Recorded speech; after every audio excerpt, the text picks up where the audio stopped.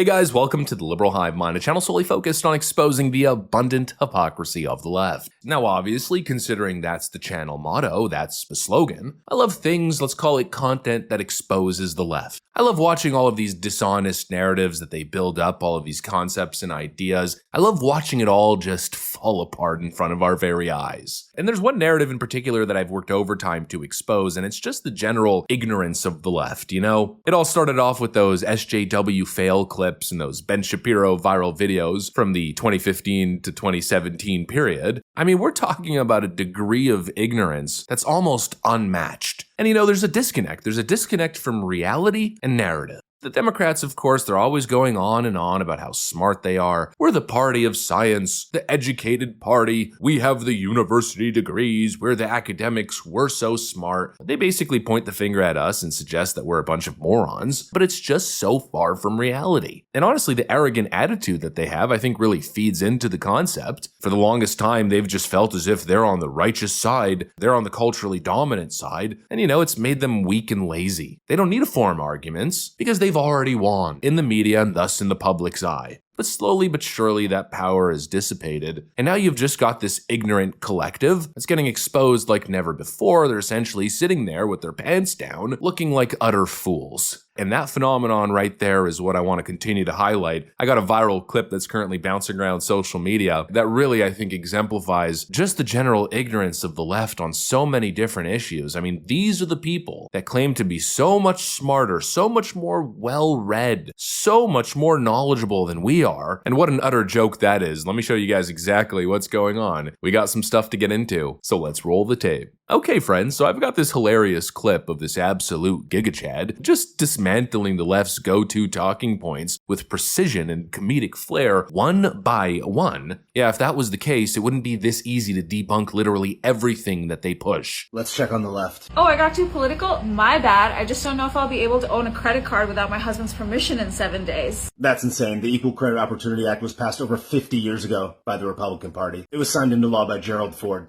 also a Republican. Did I get too political? My bad. I just don't know if I want to get rid of overtime in 7 days. That's hilarious, ma'am. Trump proposed an income tax exemption for overtime work, so you'd keep more of your overtime pay. Oh, I've gotten too political? My bad. I just want to make sure I have access to birth control in 7 days. He literally said, I have never and will never advocate imposing restrictions on birth control. I got too political? My bad. I guess I don't know if I'm going to be a U.S. citizen in 7 days. Well, if you came here legally, then you're good.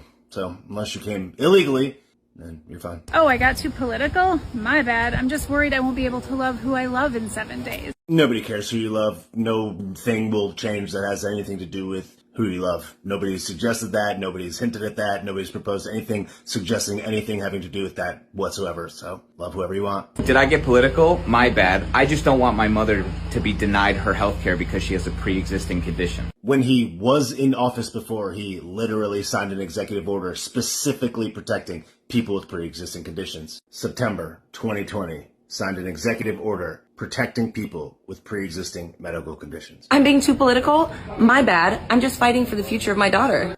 Cool. So are we. Especially if she wants to play sports. Especially if she wants to change in the locker room at school without a man there. Or compete on an equal playing field. Like if she was going to play volleyball and didn't want to get it spiked in her face and get a concussion. I got too political? My bad. I don't want them to start rounding up immigrants to deport in 7 days. Literally 0 people are proposing that we round up immigrants. Most of us are immigrants. The one word that you're casually leaving out is illegal immigrant. So not an immigrant, but a person who is an immigrant who came here illegally, as in not through a port of entry or through legal means. Many of which, the first to be addressed, would be ones that committed violent crimes. So yeah, that's cool how you left out the one word that mattered there, but alright. Oh, I got too political? My bad. The only reason I have a daughter is because of IVF. Trump has explicitly stated that he supports IVF and even suggested that he would like it to be completely free. So, okay.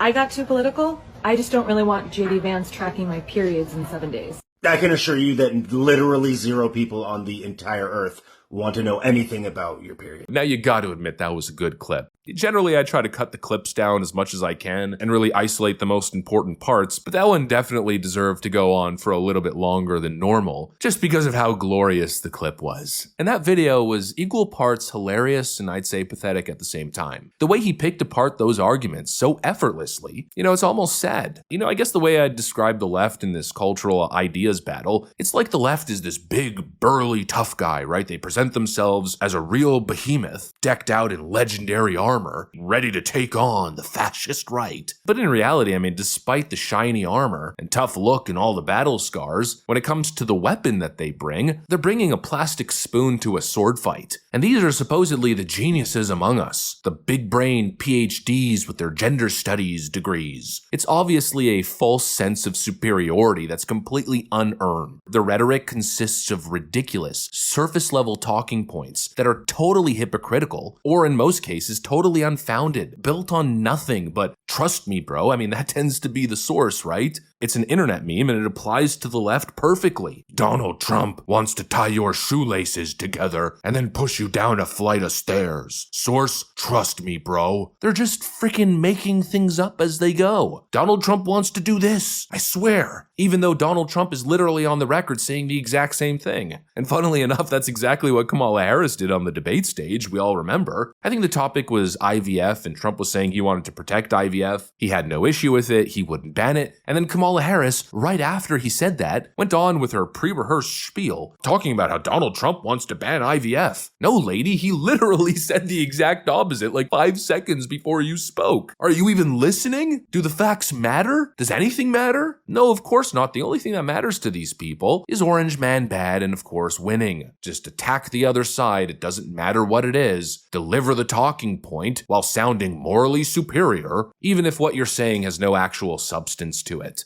No wonder the left tends to avoid debates. The stuff that they push doesn't hold up to the lightest of scrutiny. I swear I feel like I could train a 12-year-old to just mop the floor with these leftoids in debates. They can't debate because all their ideas are built on nothing. They can't debate because all they do is lie. And so that's why they flock to their little echo chambers, right? Elon Musk brings the debate back. He allows right-wingers back on the X platform. And then what did leftoids do? We're all going to blue sky. Oh, this is a fascist hellscape now. We're getting community noted left, right, and center. And so they paint themselves as like ideological refugees and run away to their echo chamber to whatever social media company is willing to ban conservatives so that they can control the narrative. Blue Sky and obviously Reddit. It's a complete joke. They just run away to their echo chambers, block their ears, close their eyes, adopt a holier-than-thou attitude, continue to tell themselves that they're the enlightened ones, and the rest of us, well, we're just a bunch of dummies who don't know anything, we're uneducated, we don't get it. But the reality is they're the ones who don't get it. They don't get anything. They just act smug and arrogant, launch ad hominem attacks, and then think that that wins them the day. Here's the perfect example. I was just scrolling through YouTube shorts and this popped up. I was just going to ask if you see the irony